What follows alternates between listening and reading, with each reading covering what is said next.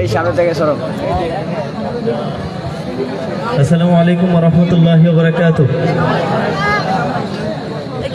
শুরু থেকে এখন পর্যন্ত সালামের জবাব দিতে দিতে বোরিং হতে চলে আসে, তাই না? এজন্য আসতে হয়েছে সালামের জবাব। আসসালামু আলাইকুম ওয়া রাহমাতুল্লাহ।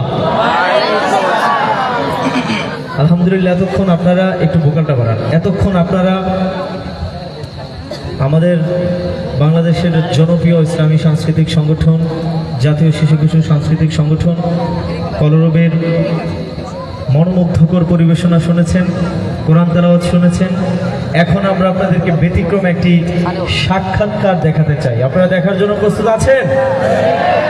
হ্যাঁ, অনুষ্ঠানের এই পর্যায়ে আপনাদের সামনে আমি এক অদ্ভুত কবিকে আপনাদের সামনে হাজির করব। অদ্ভুত এক কবি মঞ্চে আসছে, অদ্ভুত কবি যার পরিচয় আসার পর আমরা দেবো ইনশাল্লাহ। মঞ্চে আহ্বান করছি আজকের অনুষ্ঠানের অদ্ভুত এক কবিকে।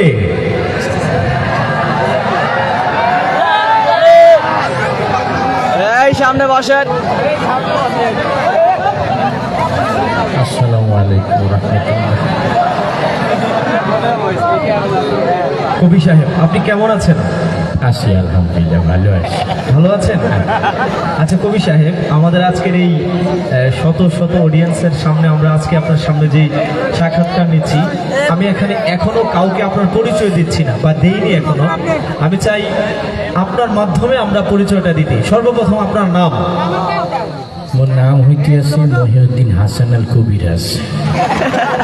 তার মানে আপনি কবিতা লেখার পাশাপাশি চিকিৎসাও করেন, বুঝতে পেরেছি। এত বোঝা তো ভালো না। চিকিৎসা করলেই তাহাকে কবিরাজ বলা হয়, এটা আপনাকে কে বলেছে?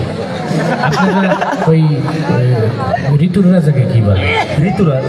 বসন্তের রাজাকে বসন্তরাজ। আমি হইতেছি কবিদের রাজা, তাই কবিরাজ। কবিদের রাজা, এর জন্য কবিরাজ। আচ্ছা, বুঝতে পেরেছি। আচ্ছা কবিরাজ সাহেব, আপনি যে কবিদের রাজা হয়ে গিয়েছেন, আপনি কখন থেকে কবিতা লেখেন? আমি অনেক আগে থেকেই কবিতা লিখি, প্রায় 1900 ছোটকাল থেকেই কবিতা।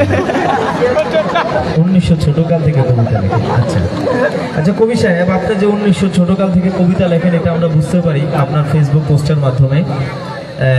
আমরা অডিয়েন্স যারা আছে একটু মনোযোগ দিয়ে একটু শুনি আমরা কথাগুলো, কেউ কথা না বলি।